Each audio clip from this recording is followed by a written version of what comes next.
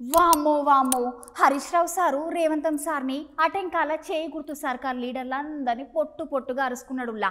Congress party హామీలన్నీ ఉత్త జూట మాటలని 100 రోజుల్లో హామీలన్నీ అమలు చేస్తామని చెప్పి 100 రోజులు దాటిన సుత ఒక్క మాట మీద లేరని మస్తు గరమైతుండు సారు. ఓసారి మీరు సుత వినుండు సార్ మాటలు.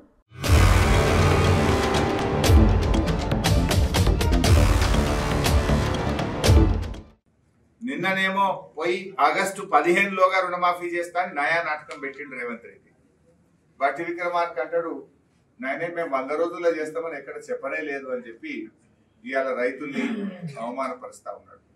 ఈ విషయాలన్నీ కూడా సాక్ష్యాలతో సహా వీడియోలు పెట్టి బట్టి విక్రమార్క గారికి నేను ట్వీట్ చేసినాయి.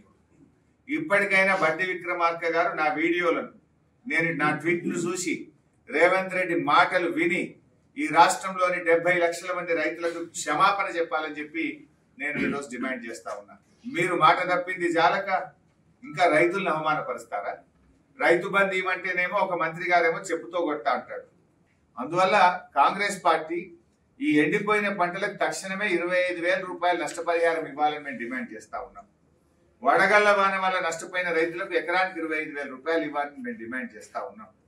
తడిసిన వడ్లను ఇవాళ కూడా జైరాబాద్ లో వర్షం పడ్డది, దుబ్బాకల వర్షం పడ్డది, రాష్ట్రం మొత్తం కూడా వర్షాలు పడి చాలా చోట్ల మక్కలు, సన్ఫ్లవరు, వడ్లు పంటలన్నీ కూడా తడిచిపోయినాయి.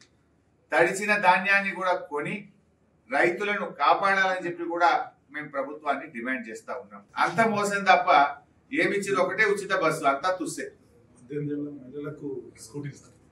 అది 6 గ్యారెంటీలో లేదు, 420లో 420